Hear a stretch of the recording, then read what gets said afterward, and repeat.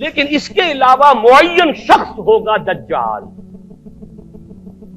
یہ معین شخص جو دجال ہوگا اس کے بارے میں بھی ایک تو بالکل متفق علیہ چیزیں ہیں. نمبر ایک کہ وہ شخص ہے، قطعی ہے، یقینی ہے، اس کا حلیہ بھی حضور صلی اللہ علیہ وسلم نے احادیث کے اندر بیان کیا ہے.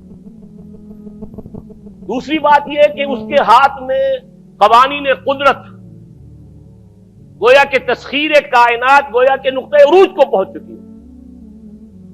تمام اختیارات الہی تقریباً اس کے ہاتھ میں آ چکے ہوں.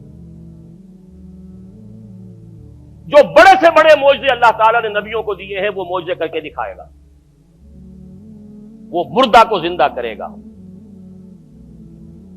مردہ لوگوں کی افواہوں کو لے کر آئے گا، ان کی روحوں کو، اگرچہ جھوٹی روحیں ہوں گی، وہ شیاطین جن ہوں گے جو ان کا بھیس بدل کر آئیں گے، لیکن یہ کہ وہ لوگوں سے کلام کریں گی. یہ اسپرچولیزم جو اپنی انتہا کو پہنچا ہوا ہے یورپ میں اور مغرب میں، یہ در حقیقت اسی کا ایک مظہر ہے.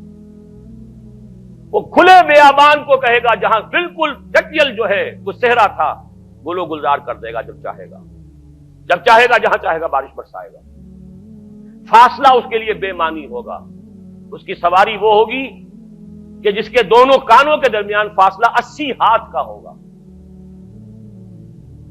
یہ سارے جو آج آپ کی اس ٹیکنالوجی کی جو انتہا جا رہی ہے اور جدھر جا رہی ہے، اس کو اچھی طرح سمجھ لیجیے.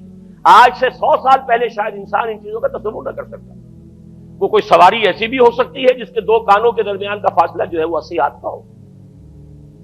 آپ کے یہ سارے جیٹس جو ہیں وہ کیا ہیں؟ ان کے رڈارز جو لگے ہوئے ہیں، دونوں کان ہیں ان کے. اس کا ایک قدم اگر مدینے میں ہوگا تو دوسرا بیت المقدس میں ہوگا. اس کی آواز پوری دنیا میں سنی جائے گی. سنی جا رہی ہے کہ نہیں؟ یہ ساری قدرت، ساری قوتیں، تسخیر کائنات کلیتاً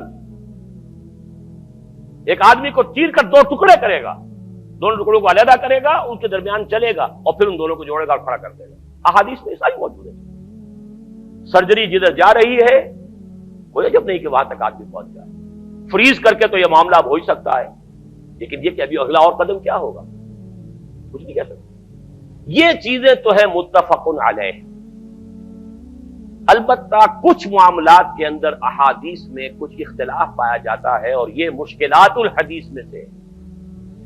اور میں بھی چونکہ اس مسئلے میں اب تک بھی اسی درجے میں، ابھی قطعیت کے ساتھ میں کوئی بات نہیں کہہ پا رہا ہوں، لیکن اب چونکہ گمان غالب کے درجے میں ایک رائے تک پہنچ چکا ہوں، اس لیے میں نے آج اس بات کو آپ تک پہنچانے کے لیے یہ عنوان اختیار کیا.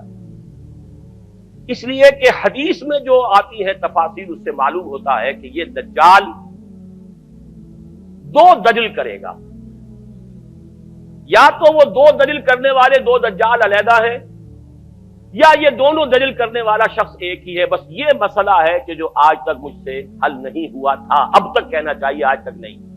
اور یہ اس میں علماء سے بھی گفتگو ہوئی ہے، اور جن لوگوں نے اس مفہوم موضوعات پر اپنا وقت لگایا ہے ان سے بھی گفتگویں ہوئی ہیں، تو وہ بھی اس مسئلے کو حل کرنے سے تاحال قاصر رہے. لیکن یہ کہ اب میری رائے یہ ہے کہ یہ دو شخص ہیں علیحدہ علیحدہ، واللہ عالم. لیکن ایک رائے تک میں پہنچ چکا ہوں، اس لیے وہ رائے آپ کے سامنے رکھ رہا ہوں، اور آپ کے ذریعے سے وہ آگے بھی پھیلے گی تو اہل علم کے ساتھ جو ہے اس معاملے کے اندر تبادلہ خیالات کی بھی نوبت آئے گی انشاءاللہ. لیکن یہ کہ اس میں یہ بات قطعی اور یقینی ہے کہ اس طرح کا ایک شخص پیدا ہوگا. البتہ یہ کہ آیا وہ دو ہوں گے دو مختلف اوقات میں، یا ایک ہی ہوگا ایک ہی وقت میں، صرف اس میں اختلاف ہے. میرے نزدیک وہ دو ہوں گے. ایک وہ شخص جو جھوٹا مسیح ہونے کا دعویٰ کرے گا، المسیح الدجال.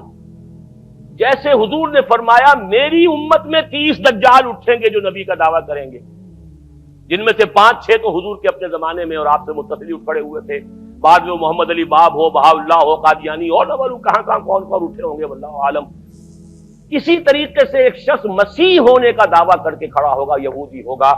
یہ ہے اصل میں وہ شے. اور اس میں جو ان دونوں شخصیتوں کے مابین اگر کوئی ذرا سا اگر ابہام رہا ہے تو میں ایک حدیث بھی نوٹ کر کے لایا تھا، حضرت عبادہ ابن صامت رضی اللہ تعالی عنہ سے ہے، عن رسول اللہ ہے، انی حدثتکم عن الدجال حتی خشیت اللہ تعقلوا.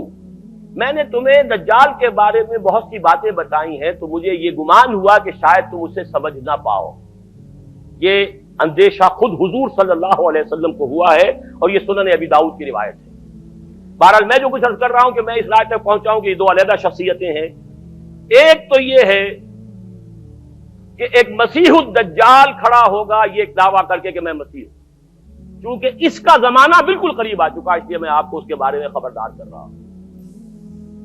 دوسرا جو مسیح جس کی شخصیت مسیح دجال کی آتی ہے، دجال اکبر، میں صرف اشارہ کروں گا، پھر کبھی انشاءاللہ اس موضوع پر تفصیل سے گفتگو ہوگی، وہ میرے نزدیک بالکل قریب قیامت کی ایک علامت ہے۔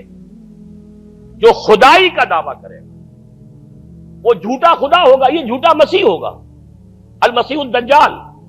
الدجال الاکبر وہ ہوگا کہ جو قیامت کے بالکل قریب کی تین نشانیاں ہیں، جبکہ وہ آ جائیں گی تو حدیث میں آتا ہے کہ اس کے بعد کسی شخص کے ایمان لانے کا، توبہ کرنے کا فائدہ نہیں ہوگا۔ ویسے تو علامات قیامت جو ہے ان میں سب سے پہلی میں نے بتایا تھا حضور کی بعثت خود علامات میں سے، اس کے بعد 10 علامتیں حضور نے گنوائی ہیں، اور وہ تدریجاً پوری ہوتی چلی جائیں گی۔ آخری علامات کے لیے حدیث سن لیجئے، عن ابی ہریرہ رضی اللہ تعالی عنہ قال قال رسول اللہ صلی اللہ علیہ وسلم ثلاث اذا خرجنا لا ينفع نفسا ایمانا لم تكن آمنت من قبل او کسبت فی ایمانها خیرا، طلوع الشمس من المغرب وخروج الدجال ودابۃ الارض۔ تین نشانیاں وہ ہیں کہ جب وہ ظاہر ہو جائیں گی تو پھر کسی کا ایمان لانا مفید نہیں ہوگا جو پہلے ایمان نہیں لایا تھا، یا جس نے اس سے قبل اپنے ایمان میں کچھ اعمال صالحہ کی کمائی نہیں کی تھی۔ یعنی گویا کہ توبہ کا دروازہ بند ہو جائے گا۔ جیسے جب موت کے آثار شروع ہو جاتے ہیں تو توبہ کا دروازہ انسان کے لیے بند۔ اب جب موت کے آثار شروع ہو گئے اب توبہ کرنا فائدہ نہیں، اس سے پہلے توبہ کا دروازہ کھلا ہوا۔ معلوم یغرغر، جبکہ وہ موت کے آثار شروع ہو جاتے ہیں، گھنگرو بولنا شروع ہو جاتا ہے، معلوم ہوتا ہے کہ اب جا رہا ہے، اب توبہ بیکار۔ اسی طریقے سے پوری نوع انسانی کے لیے توبہ کا دروازہ بند ہوگا ایک وقت میں آ کر کہ اب کسی کے لیے توبہ نہیں، ایمان نہیں، اور اس کے لیے 3 علامتیں بیان ہوئی ہیں، یہ بھی مسلم شریف کی روایت ہے۔ آپ نے فرمایا 3 چیزیں وہ ہیں کہ جب وہ ظاہر ہو گئیں تو پھر کسی کا ایمان لانا جو اس سے پہلے ایمان نہیں لایا تھا، اور اپنے ایمان میں اس نے کچھ اعمال صالحہ کی کمائی نہیں کی تھی، اب قتل مفید نہیں ہوگا اس کے لیے ایمان لانا۔ وہ 3 نشانیاں ہیں، طلوع الشمس من المغرب، سورج مغرب سے طلوع ہوگا۔ نظام شمسی میں کوئی اختلال ایسا ہوگا کہ جس سے سورج بجائے مغرب سے نکلے گا۔ وہ خروج الدجال ودابۃ الارض، ایک زمین سے کوئی چوپایا برآمد ہوگا، بعض احادیث میں آتا ہے کہ مروہ کے قریب سے وہ برآمد ہوگا جو گفتگو کرے گا انسانوں سے۔ یہ بالکل خرق عادت، یعنی وہ چیزیں کہ جن کا کوئی تعلق اب اسباب جو ہے دنیا کے ان سے کوئی تعلق نہیں ہے، کوئی فزیکل لا سے تعلق نہیں ہے، وہ بالکل معجزے ہوں گے، خرق عادت ہوگا۔ اور خروج دجال، وہ دجال جو خدائی کا دعویٰ کرے گا، اور حدیث میں آتا ہے کہ بہت کم لوگ ہوں گے کہ جو اس کے سامنے رک سکیں گے، اکثر و بیشتر جو کمزور ایمان والے لوگ ہوں گے وہ اسے خدا تسلیم کر کے اس کی پرستش شروع کر دیں۔